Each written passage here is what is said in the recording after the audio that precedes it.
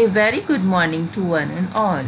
Today I, Sushma Parekh from Jyoti Vidyapeeth Women's University, Jaipur, is here with you to discuss a topic from BA B.Ed Integrated Program Semester 2 Unit 3 on society and economic under the Mughals. So let's get started. Society and economy under the Mughals. So students, we will first discuss the features of economic life of the people during the Mughal period. Conflicting views have been expressed by the historians regarding the economic condition of India during the Mughal period.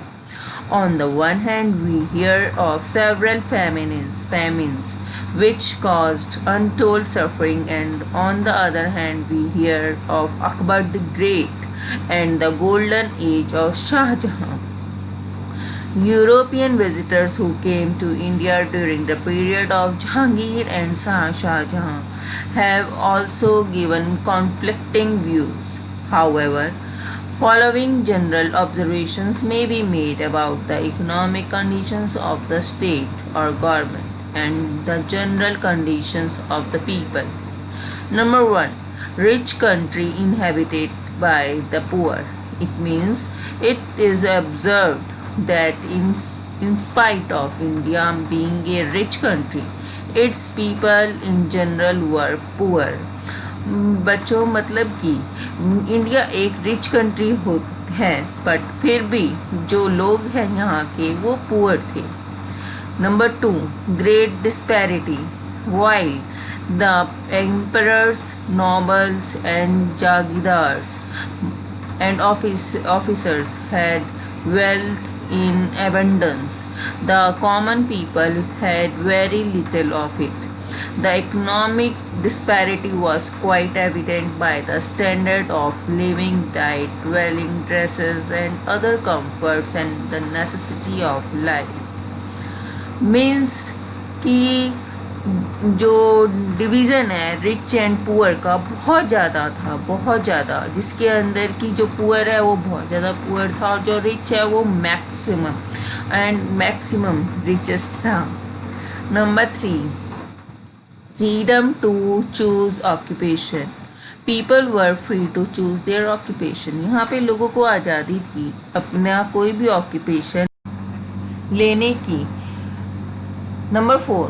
Agriculture as the main occupation. A very substantial portion of India's population dependent upon agriculture. So children, आपको पता है कि हमारी जो country है वो agriculture based है. हम सब पहले से ही हम एग्रीकल्चरल कंट्री हैं और एग्रीकल्चर ही हमारा बेसिक ऑक्यूपेशन रहा है. सो हमारा जो बेसिक हम किस पे डिपेंडेंट थे, मैक्सिमम पॉपुलेशन हमारी एग्रीकल्चर पे डिपेंडेंट थी at the time of Mughals. Number 5. Self sufficiency of villages.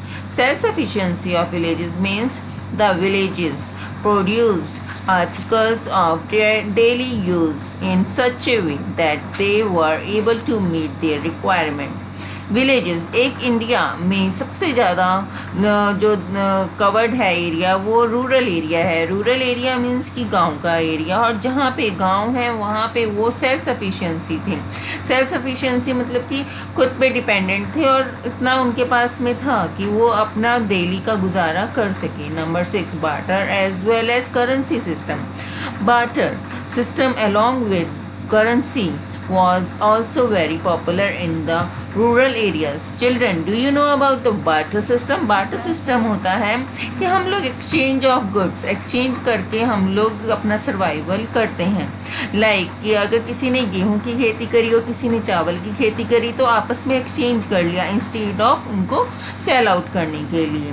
तो हम जो पहले से ही हम लोग ना बार्टर सिस्टम के अंदर रहते थे. ठीक है, लोग एक दूसरे से एक्सचेंज करते थे अपने गुड्स को और उससे वो अपना सर्वाइवल करते थे. Number 7. Low prices. In general, it is observed that the prices of essential commodities were quite low. जैसे कि आज के टाइम में आप लोग देखते हैं कि हमारी जो कमोडिटीज़ हैं मार्केट में, जब हम परचेज करने जाते हैं, इवन द स्मॉलेस्ट जो डेली नीड है लाइक मिल्क, वो कितना महंगा है। उस टाइम पे मिल्क और ये सब बहुत ही लो प्राइसेस में मिलते थे। लाइक पैसा चलता था 75 पैसा, 25 पैसा एंड ऑल दैट। और आज के टाइम में जो 100 रुपये का नोट लेके जाओगे तो वो कहीं पे भी आपका खर्च हो जाएगा, इतने इजीली खर्च हो जाता है। तो ये जो है इन्फ्लेशन बहुत ज़्यादा बढ़ गई, पर तब है हमें लो प्राइसेस पे ही सारी कमोडिटीज़ अवेलेबल हो जाती थी। So students, now in next I am going to discuss with you industries. Number 1, varied industries, industrial activities. उस टाइम पे बहुत सारी इंडस्ट्रीज़ ग्रो करी थी। उसका ये भी रीज़न था कि बाहर से जो ब्रिटिशर्स आए थे उनको देखकर उन मर्चेंट्स ने अपनी न्यू न्यू इंडस्ट्रीज़ को आगे ग्रो करना शुरू किया था। Number 2, cotton and silk industries. Cotton and silk industries बहुत ज़्यादा ग्रो करी थी। लाइक ढाका के अंदर जो थे, उसके बाद में ये बंगाल के अंदर पार्टीशन के बाद में बहुत ज़्यादा ग्रो करी, और मुग़ल के टाइम में तो बहुत ही ज़्यादा ग्रो करी। उसके अंदर ग्रोथ जो क्लॉथ के ऊपर प्रिंटिंग बहुत ज़्यादा फेमस हुई, और अराउंड 2.5 मिलियन पाउंड का जो है इतना ज़्यादा लोगों ने उसको मतलब कि ख़रीदा। Important industries and industrial centres like cotton industry number 1 जो है मेन ग्रो करी, फिर ग्लास इंडस्ट्री ग्रो करी, पर्ल की एक इंडस्ट्री थी वो ग्रो करी, एंड एक्सेट्रा। लाइक ट्रेड भी बहुत ज़्यादा होता था during the Mughal period. Both internal and external trade were in a healthy state. External और इंटरनल ट्रेड बहुत ज़्यादा एक हेल्दी स्टेट के अंदर थे और बहुत ज़्यादा ही ग्रो करते थे। So that's all about today's class. In the next class, we will discuss about the Mughal contribution to art and architecture. Till then, keep learning, keep grow. Stay safe. Have a good day.